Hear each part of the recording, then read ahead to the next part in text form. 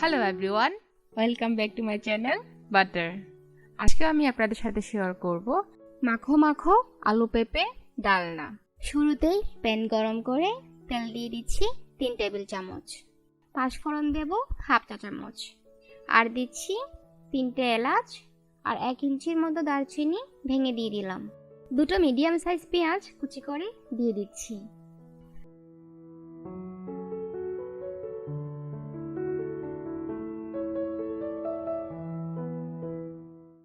আর একটা তেজপাতা ছিঁড়ে দিয়ে দিলাম, যদিও এটা শুরুর দিকে দেওয়া দরকার ছিল।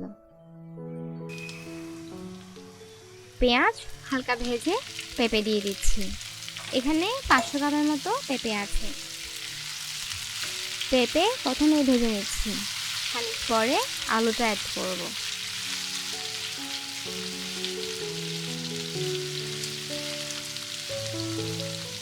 হলুদ গুঁড়া দিচ্ছি হাফ চা চামচ।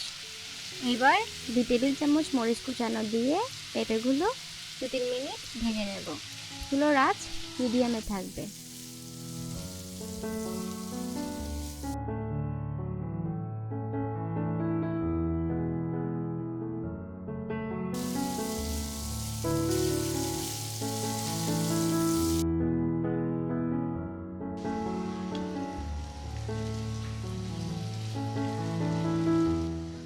পেঁপে ভাজা শেষ, এবার আলু দিয়ে দিচ্ছি।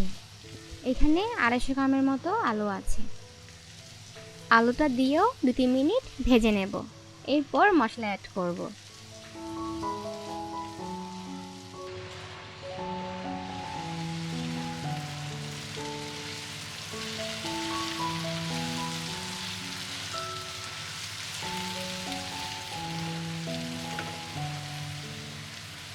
প্রথমে আদা বাটা দিচ্ছি হাফ চা চামচ, রসুন বাটা হাফ চা চামচ, জিরে গুঁড়ো দিচ্ছি হাফ চা চামচ, আর মরিচ গুঁড়ো দিচ্ছি 1/3 চা চামচ, আর লবণ দেব স্বাদ মতো।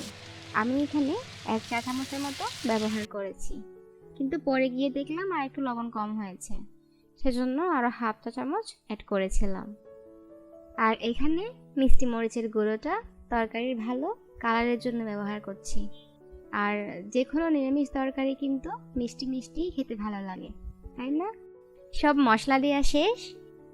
এবার তরকারি কষিয়ে নেব 3-4 মিনিটের মতো। জল দেব 400 ml এর মতো।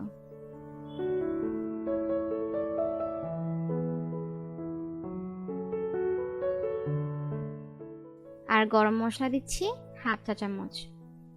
যেহেতু পেঁপে আলু সবকিছুই আমরা ভেজে ভেজে রান্না করছি, তো তরকারি সেদ্ধ হতে বেশি সময় লাগবে না। ঢাকা দিয়ে 6-7 মিনিট রান্না করলেই হবে।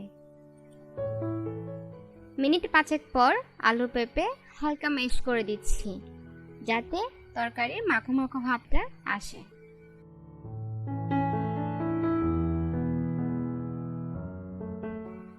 আমাদের মাখো মাখো আলু পেঁপে তরকারি কিন্তু রেডি। রুটি দিয়ে আলু পেঁপের মাখো মাখো ডালনা আমার খুব প্রিয়। তবে আপনি চাইলে লুচি, পরোটা, ভাত সবকিছুর সাথেই সার্ভ করতে পারবেন।